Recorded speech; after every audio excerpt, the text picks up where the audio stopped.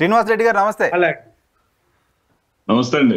శ్రీనివాస్ రెడ్డి గారు, ప్రశాంత్ కిషోర్ గడిచిన ఎన్నికల్లో మీ పార్టీని గెలిపించడంలో కీలకంగా పనిచేసిన వ్యక్తి అని మొత్తం రాష్ట్రం అంతా నమ్ముతోంది. అటువంటి వ్యక్తి వచ్చి మీ పార్టీ గెలవదు, దారుణంగా ఓడిపోతుంది అని చెప్తున్నారు. ఏమనిపిస్తోంది? భయపడుతున్నారు ఏమన్నా? వైఎన్ఆర్ గారు, ముందుగా మీకు, మన ఏగా టీవీ వీక్షకులకు, మన ప్రొఫెసర్ ప్రసాద్ గారికి, రజనీ గారికి, లక్ష్మణ్ గారితో నాకు చాలా మంచి సంబంధాలు ఉన్నాయి. ఎప్పుడు ఆయన రెగ్యులర్ గా టచ్ లో ఉంటాను. జర్నలిస్ట్ గా ఆయన అంటే గౌరవం. అందరికీ కూడా శుభ సాయంత్రం. నమస్తే సార్. తెలుగుదేశం పార్టీ అధ్యక్షుడైనటువంటి చంద్రబాబు నాయుడు గారికి మరి వ్యూహకర్తగా నేను పనిచేయట్లేదని చెప్పుకునేటటువంటి ఎలక్షన్ స్ట్రాటజిస్ట్ కి 2023 ఆగస్టులోనే ఒప్పందం కుదిరిందండి. వాళ్ళు ఒప్పందంలోనే ఉన్నారు సార్. వాళ్ళు ఒప్పందంలోనే ఉన్నారు. ఆ ఒప్పందాన్ని అమలు పరుస్తా ఉన్నాడు. ఒప్పందంలో ఓపెన్ గానే చెప్తారు కదా. మీ జగన్మోహన్ రెడ్డి గారితో పాటు డయాస్ మీదకి వస్తున్నాను సార్. అక్కడికే వస్తున్నాను. ఓపెన్ గా చెప్పి ఓపెన్ రాజకీయాలు చేసేవాళ్ళు కొందరు ఉంటారండి రాజకీయాల్లో.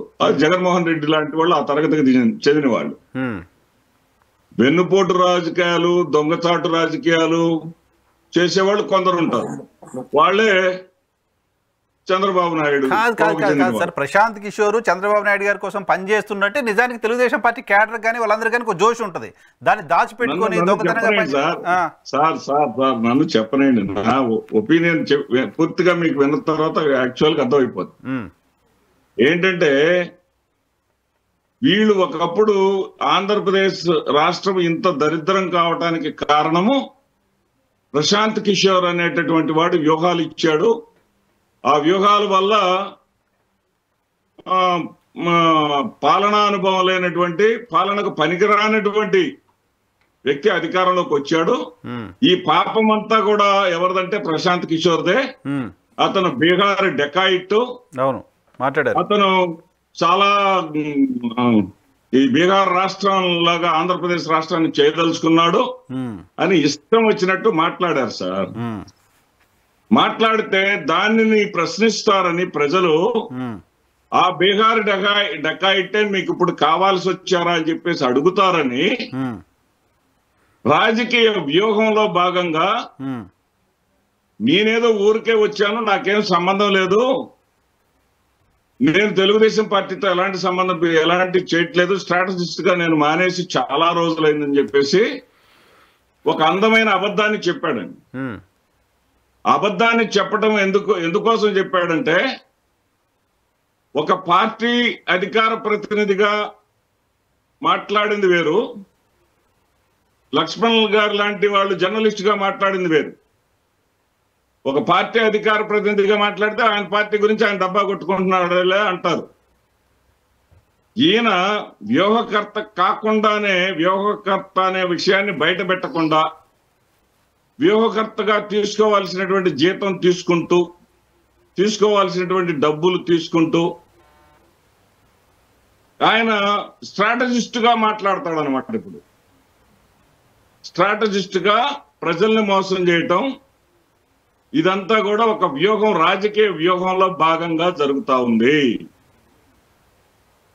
స్పష్టమైనటువంటి ఆధారాలు నా దగ్గర ఉన్నాయి. ఆగస్టులో వీళ్ళిద్దరి మధ్య ఒప్పందం కుదిరినటువంటి ఆధారాలు కన్విన్సింగ్ అనిపించట్లా నాకు సార్. కన్విన్సింగ్ గా మీకు అనిపించకపోవచ్చు, నిజం మాకు తెలిసినటువంటి నిజాన్ని మేము చెప్తున్నాం.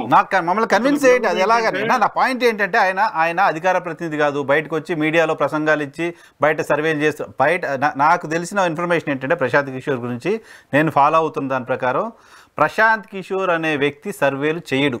ఏ రాజకీయ పార్టీకి సర్వేలు చేయడు, ఎప్పుడూ సర్వేలు చేయడు అసలు. కానీ మనకు మీడియాలో రోజు ప్రశాంత్ కిషోర్ సర్వేలు రోజు తిరుగుతుంటాయి. వినండి.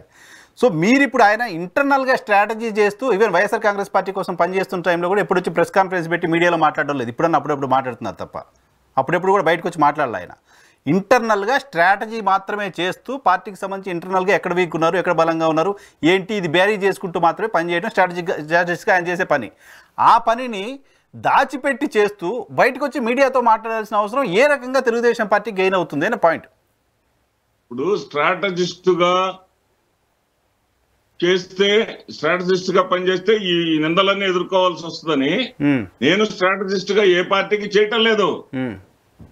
నేను ఏ పార్టీకి స్ట్రాటజిస్ట్ గా చేయటం లేదు. నిందే ఉంటుంది సార్. నింద ఇప్పుడు అతను ఆయన భారతీయ జనతా పార్టీ పనిచేశారు, తర్వాత కాంగ్రెస్ పార్టీ కోసం కూడా పనిచేశారు.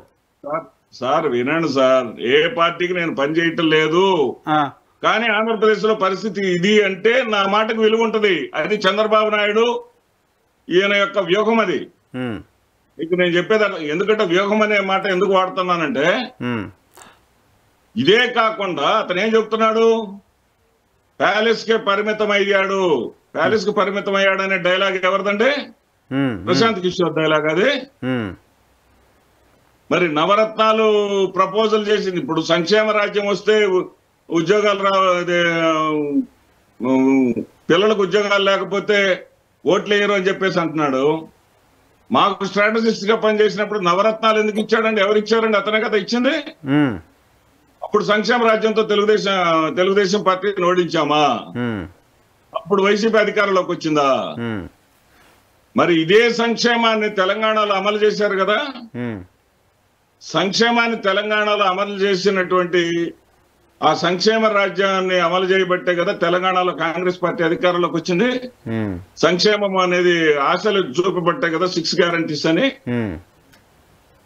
మరి అక్కడ సంక్షేమం పనికొచ్చింది, ఇక్కడ సంక్షేమం అయితే అడ్రస్ లేకుండా పోతే. సో ఇప్పుడు ప్రశాంత్ కిషోర్ మీరు పట్టించుకోవట్లా, తెలుగుదేశం పార్టీ మనిషిగానే చూస్తున్నారు ఫైనల్ గా. తెలుగుదేశం పార్టీ మనిషిగానే చూడటం కాదండి, తెలుగుదేశం పార్టీ దగ్గర జీతం తీసుకుంటున్నాడు. త్వరలో మీకు డాక్యుమెంట్స్ కూడా బయట పెడతాను.